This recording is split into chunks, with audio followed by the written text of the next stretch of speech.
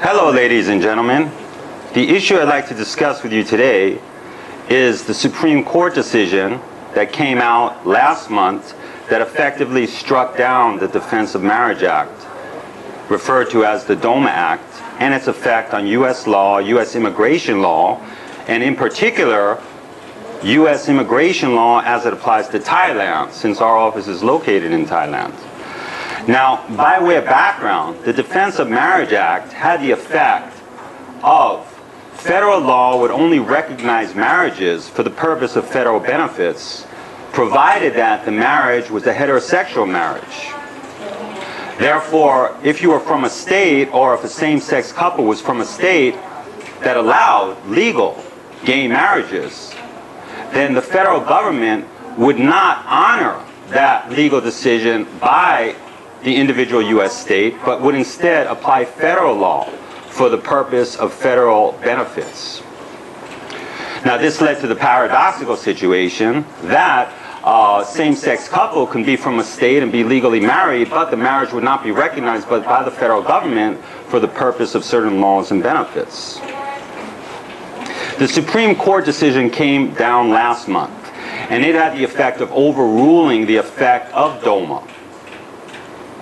The result is, if you're from a state, or if a same-sex couple is from a state that allows for same-sex marriages, that you're entitled, or the same-sex couple is entitled to the same federal benefits that a traditional marriage, a traditional couple that was not same-sex would also be entitled with. Now, this is going to have sweeping and dramatic changes throughout the legal system. It's going to have changes with regard to divorce law, matrimonial law, family law, benefits law, pension law. But the issue that we're discussing today is immigration law, U.S. immigration law.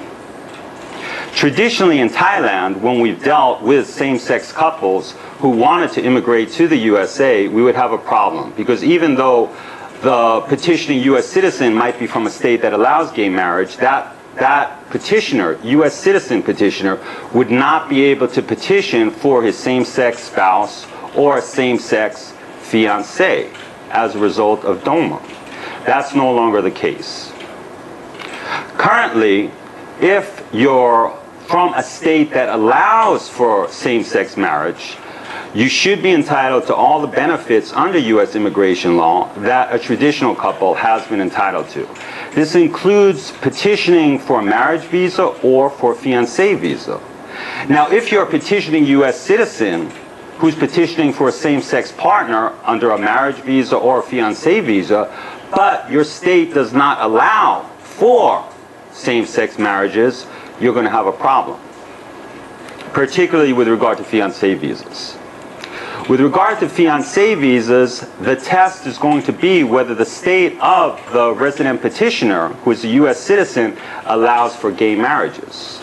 Since Thailand does not allow for gay marriages, we expect that there's going to be much fewer marriage visas based on a couple where the U.S. petitioner is petitioning for a spouse from Thailand than in cases where there's a fiancé visa, because the only requirement should be that the U.S. petitioning spouse is from a jurisdiction in the U.S., a state in the U.S. that allows for gay marriages. Now, we're expecting that this is going to create a great deal of cases, many new cases from people that were previously ineligible for fiancé visas, but now are currently eligible for fiancé visas based on the new Supreme Court decision. In fact, Janet Napolitano, the head of the Department of Homeland Security, has specifically issued an instruction or directive to the USCIS to direct the USCIS to conform their practices in accordance with the new Supreme Court decision.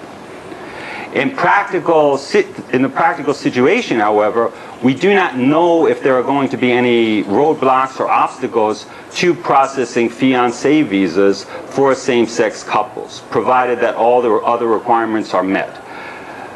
This is because there have been no specific regulations issued with regard to same-sex marriage couples or fiancé visas from the USCIS as yet.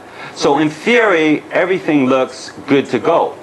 In practice, we're not totally certain. There might be another case that develops based on a denial of a same-sex visa, and the issue might have to go up through the appeal channels to get a final decision on the matter. That's how it stands right now. At any rate, the striking down of DOMA by the Supreme Court is a significant victory for same-sex couples, and if everything works out right, this should open the door for allowing your same-sex partner, fiancé, to receive immigration benefits to the U.S. That's all we have for you today. We thank you very much for watching.